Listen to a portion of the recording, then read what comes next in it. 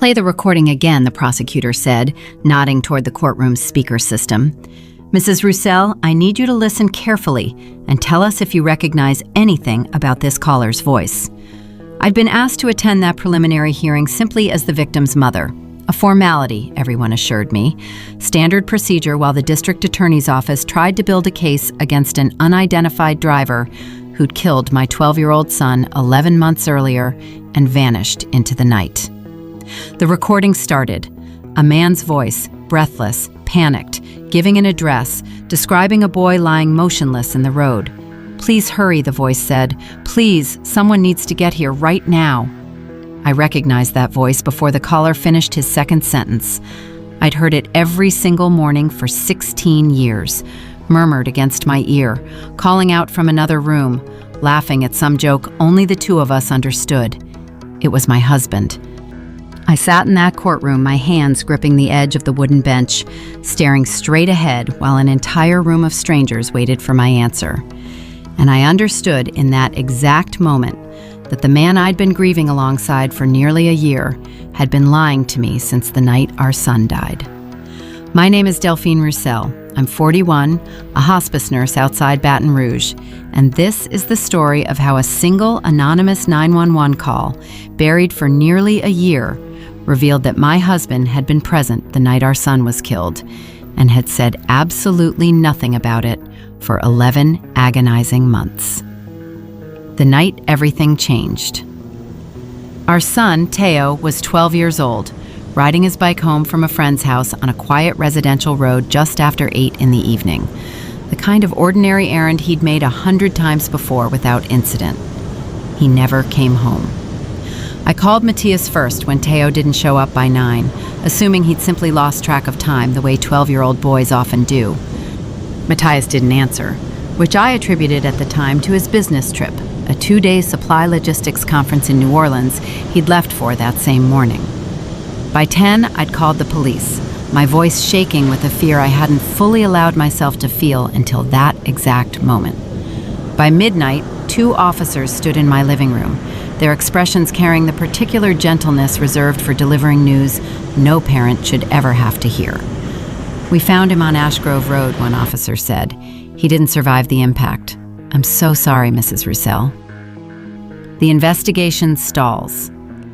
The initial investigation moved with the urgency such a case deserved, canvassing the neighborhood for witnesses, searching for surveillance footage, examining Theo's bicycle and the surrounding roadway for evidence that might identify the vehicle responsible. None of it produced a viable lead. "There's no traffic camera coverage on that stretch of road," Detective Fabrice Odom told me during one of our early meetings, his frustration evident despite his professional composure. "No witnesses have come forward. We have fragments of paint transfer on the bicycle frame consistent with a dark blue or black sedan, but that alone isn't enough to identify a specific vehicle without additional leads." Matthias returned from his conference the following afternoon. Arriving at our home to a scene of devastation, he seemed to absorb with the appropriate expected shock and grief of a father learning his son had been killed. He held me while I sobbed. He made the funeral arrangements alongside me, choosing Teo's casket, writing the obituary, standing beside me at a graveside service that remains to this day the worst afternoon of my entire life. I never once suspected, watching him grieve alongside me through those unbearable weeks, that he'd actually been present the night our son died. Months of grief. The months that followed blurred together in the particular fog that consumes a family after losing a child suddenly, violently, without resolution. Matthias and I leaned on each other in ways that felt, at the time, like the natural process of 2 parents surviving an unimaginable loss together. He seemed different in small ways, I noticed, but attributed entirely to grief. He flinched whenever the local news covered updates on unsolved hit-and-run cases. He avoided driving on Ash Grove Road entirely, taking a longer route to work that added nearly 15 minutes to his commute.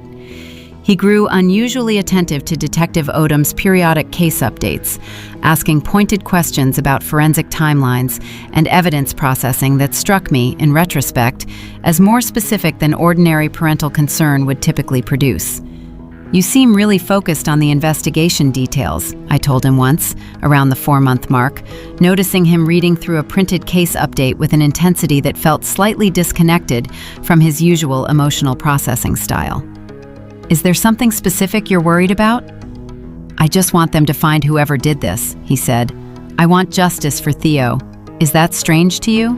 It wasn't strange. Not then.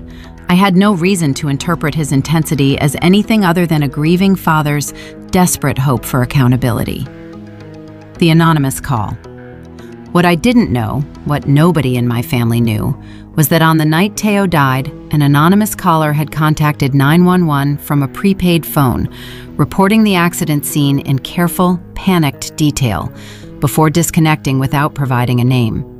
The call had been logged, transcribed, and filed as evidence, but without any identifying information attached to it, investigators had treated it as a lead with limited practical value, beyond confirming the approximate time of the collision. The case sat largely stalled for nearly a year, periodic reviews yielding no new information, until a forensic audio specialist, working through a backlog of unresolved cases, flagged the recording for renewed analysis, hoping advances in voice pattern technology might eventually help identify the caller, or, at minimum, extract additional useful details from ambient background noise on the recording. The renewed analysis produced an unexpected breakthrough: background audio on the call, cleaned and isolated through updated processing software, revealed a partial license plate number the caller had apparently read aloud, but that had been previously obscured by static and poor audio quality in the original recording. "We may finally have a real lead," Detective Odom told me during a call I received nearly 11 months after Theo's death. "We need to hold a preliminary hearing to formally introduce this evidence and determine next steps. I need you to be prepared to attend, purely as a formality given your status as the victim's family." The preliminary hearing.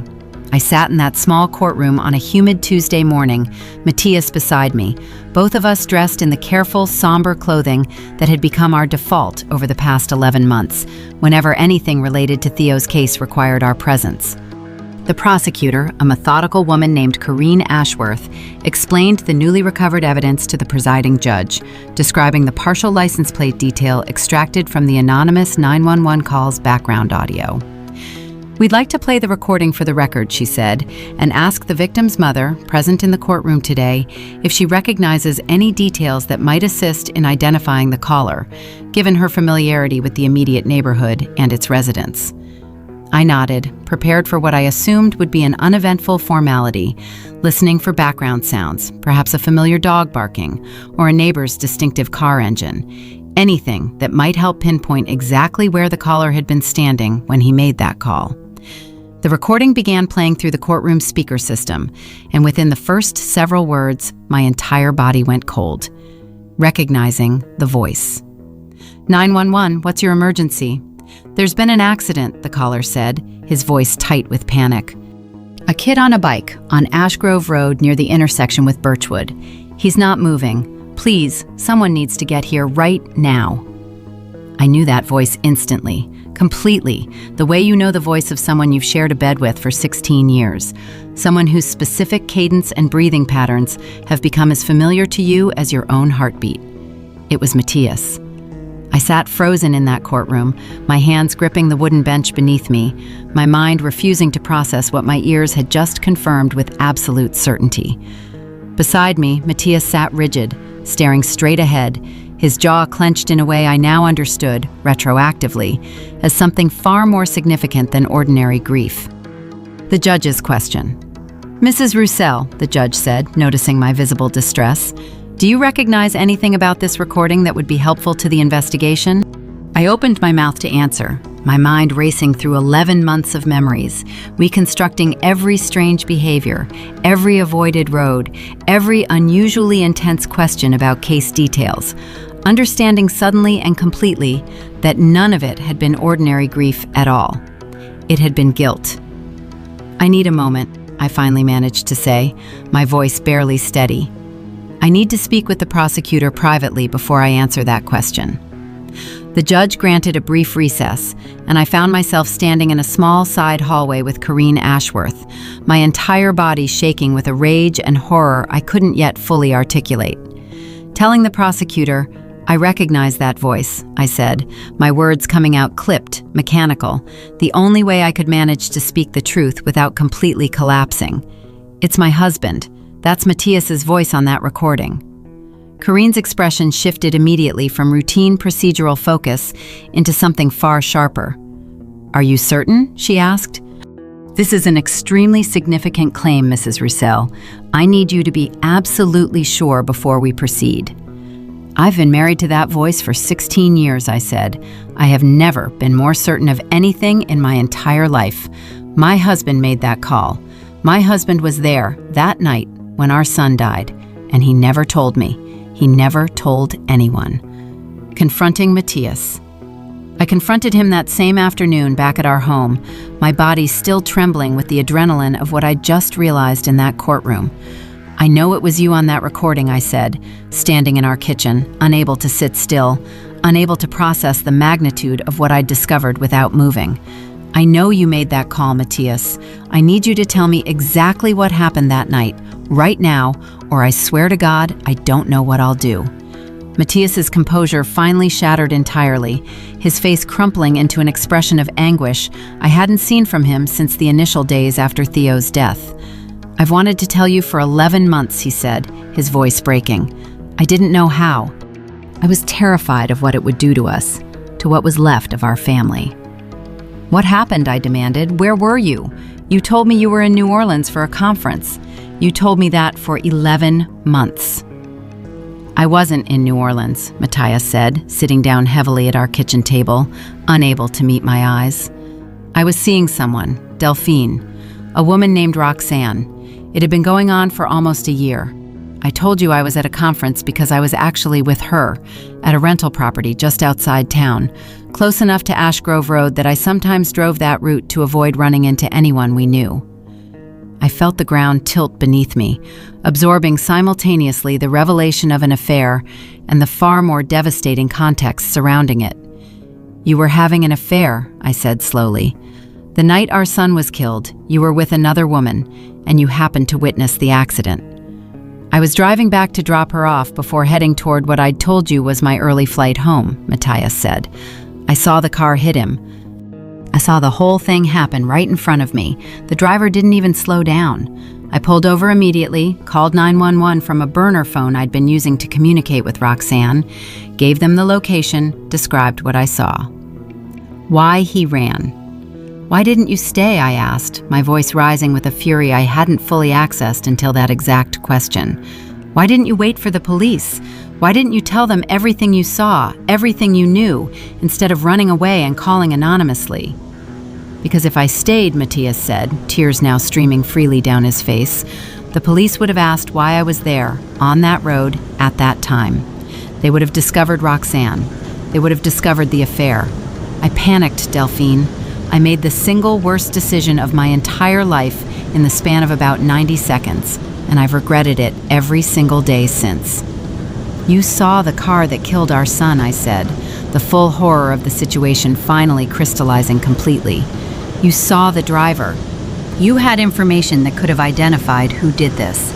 And instead of giving that information to the police directly, you called anonymously and then said absolutely nothing for 11 months while I grieved beside you, thinking we were suffering through this together." The license plate. "Did you get the license plate?" I asked, though some part of me already suspected the answer given how the case had unfolded. Matthias's silence stretched long enough to confirm my suspicion before he finally spoke. "I saw part of it," he said. "I mentioned it on the call, actually, though I didn't realize until recently that they'd have any way of extracting that detail from the background noise. I never gave it to them directly, formally, because doing that would have required identifying myself, explaining where I was, explaining everything." "So you've known this entire time," I said, my voice shaking with a rage that felt like it might consume me entirely. You've known for 11 months that you had information that could potentially identify the person who killed our son, and you chose to protect your affair instead of giving the police everything you knew. I know how it sounds, Matthias said. I know there's no way to explain this that makes it forgivable. Returning to the prosecutor, I drove to Corrine Ashworth's office the following morning, providing a full account of everything Matthias had confessed the previous evening. He witnessed the accident, I told her. He saw the driver. He may have additional details beyond what's captured on that recording, details he's never formally disclosed to investigators because disclosing them would have exposed an affair he was having at the time. Corrine's expression carried the particular controlled fury of a professional whose case had just been complicated by a witness's personal cowardice. This changes the entire trajectory of the investigation, she said. We need to formally interview him, under advisement of counsel, to determine exactly what he witnessed and why he withheld it for this long. Depending on what he knows, this could also carry legal consequences for him personally, beyond simply the marital fallout. What kind of legal consequences? I asked. Withholding evidence in a fatal hit-and-run investigation, particularly evidence he provided anonymously rather than through proper channels, could constitute obstruction, depending on the specifics, Corrine said. I'll need to consult with our office's legal team on exactly how far that liability extends, but I want you prepared for the possibility that your husband could face consequences beyond simply what happens within your marriage. Matthias's formal interview.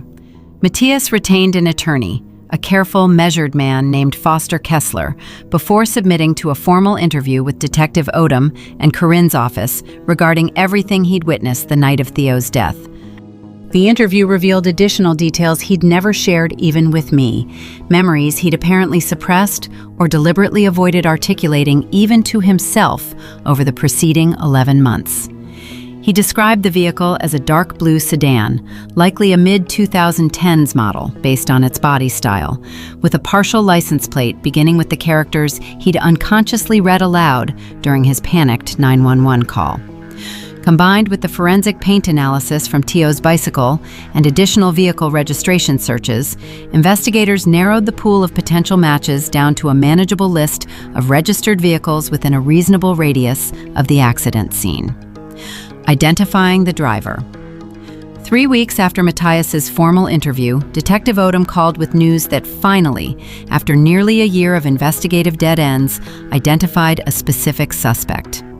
We've identified a vehicle registered to a man named Desmond Alcaraz, he told me. Dark blue sedan, partial plate match, and forensic analysis of body damage consistent with the paint transfer found on Theo's bicycle. We're preparing to execute a search warrant on the vehicle. The subsequent investigation confirmed what Matthias's reluctant, delayed information had ultimately helped uncover. Desmond Alcaraz had struck Theo while driving home from a bar, panicked, and fled the scene, later having the vehicle's damaged front bumper repaired at an out-of-state auto shop specifically to avoid detection, a repair the investigation traced through payment records once his identity became the primary focus. The arrest. Desmond Alcaraz was arrested and charged with vehicular homicide and leaving the scene of a fatal accident, charges that carried significant potential prison time given the circumstances of Theo's death and the extended effort to conceal the vehicle's damage afterward. I attended his arraignment, sitting in a courtroom for the second time in as many months, absorbing yet another layer of complicated emotion.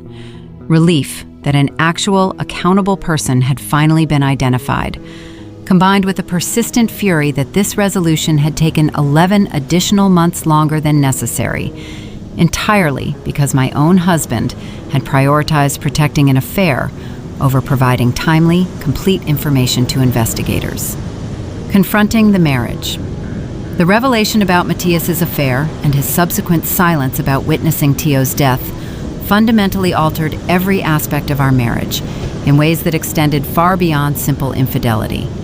I found myself unable to reconcile the version of him I'd grieved alongside for nearly a year, believing us united in shared devastation, with the version who'd actually known, from the very first night, far more about our son's death than he'd ever disclosed. I don't know if I can stay married to you, I told him, weeks after the arrest, sitting across from him at our kitchen table, in a conversation that felt entirely different from every other difficult conversation we'd had throughout 16 years of marriage. It's not just the affair, Matthias. I think, given time, I might have found a way to work through infidelity. But you let me believe we were grieving together, honestly, completely, while you carried information that could have brought Tio's killer to justice nearly a year sooner. You chose your secret over our son's case, every single day for 11 months. I know, he said. I don't have any defense for that. I made a choice in a moment of panic, and then I made that same choice over and over, every single day afterward, by continuing to say nothing. I understand if you can't forgive that. The divorce. I filed for divorce 3 months after Desmond Alcaraz's arrest. Unable to sustain a marriage built, I now understood, on a foundation far less honest than I'd believed throughout our shared grief. Matthias didn't contest the filing, understanding, I think, that his own actions had created a breach that went beyond what apology or time could realistically repair. I still love you, he told me during one of our final conversations before the divorce finalized. I know that doesn't matter much now, given everything, but I want you to know that leaving Theo that night, not staying, not immediately telling the police everything I knew, is the single decision I regret more than anything else I've ever done in my entire life. I believe that, I said. I believe you regret it deeply. But regret doesn't undo 11 months of me grieving beside you, believing you were as devastated and as honest as I was, when you were actually carrying a secret that directly affected how quickly justice could be served for our son. Desmond Alcaraz's trial. Desmond Alcaraz's trial concluded roughly 8 months after his arrest, a jury finding him guilty on both counts, following testimony that included the forensic evidence, the vehicle repair records, and, ultimately, Matthias's reluctant testimony describing what he'd witnessed that night. Information that, however delayed, proved crucial in establishing the timeline and circumstances of the collision. Alcaraz received a sentence of 14 years, a resolution that brought a measure of accountability I'd feared during those long-stalled months of investigation might never actually arrive. I sat through every day of that trial, watching a man who'd killed my son finally face consequences for his actions, while simultaneously processing the parallel reality that my own husband's silence had delayed that accountability by nearly a full year, an entirely separate wound that no verdict against Alcaraz could ever fully heal. Rebuilding after. The years since have required a particular kind of rebuilding I never anticipated needing to undertake. Grieving my son, while simultaneously grieving the marriage and the version of shared devastation I'd believed for 11 months we were genuinely experiencing together. I moved to a smaller home about a year after the divorce finalized, close enough to keep Theo's memory present in familiar, comforting ways, far enough to build a life that didn't require navigating daily reminders of Matthias's betrayal alongside the loss of our son. How do you carry both of these things at once? My sister Odalis asked me once, during one of our long phone calls in the aftermath of everything. The grief for Theo and the anger at Matthias. It seems like an impossible amount to hold simultaneously. I don't always carry them well, I admitted. Some days, the grief for Theo is so overwhelming that the anger at Matthias barely registers. Other days, the anger feels so consuming that I almost forget, for a moment, the deeper loss underneath all of it. I don't think there's a clean way to hold both. I think you just learn to carry whichever one is loudest on any given day. What I know now. People sometimes ask if I regret pushing forward with the investigation once I recognized Matthias's voice on that recording, wondering if exposing his presence at the scene and the affair underlying his silence was worth the additional devastation it brought to an already unbearable year of grief. I don't see it that way at all. Desmond Alcaraz faced accountability for killing my son, specifically because Matthias's reluctant, delayed testimony ultimately helped confirm the identification investigators had begun building through forensic analysis. Whatever complicated, painful truth that testimony required me to confront about my own marriage, it served justice for Theo in a way that remaining silent, protecting Matthias's secret alongside my own comfortable ignorance, never could have accomplished. Where I am now. I still work as a hospice nurse, a profession that strangely has felt more meaningful rather than less since Theo's death, allowing me to sit with other families navigating their own versions of impossible loss, with whatever steady presence I can offer. Matthias and I maintain minimal contact, primarily limited to logistics surrounding Theo's memorial upkeep, the kind of careful, distant civility that exists between people who once shared everything and now share only the specific, permanent grief of having lost a child together, even as everything else about our shared life has fallen away. Some evenings, sitting alone in the quiet of my smaller home, I still think about that courtroom, the recording playing through tinny speakers, my own body going cold as I recognized a voice I'd trusted completely for 16 years. I think about how differently everything might have unfolded if Matthias had simply stayed that night, told the truth immediately, accepted whatever personal consequences came from an affair being exposed in service of getting justice for our son nearly a year sooner than we ultimately did. I'll never know exactly how much earlier Desmond Alcaraz might have faced accountability if Matthias had made a different choice in those first panicked 90 seconds. What I know for certain is that the truth, however devastating, however long delayed, eventually surfaced anyway. And that surfacing, however painful, ultimately mattered more than the comfortable, dishonest peace we'd been living inside for nearly a year without either of us fully realizing it.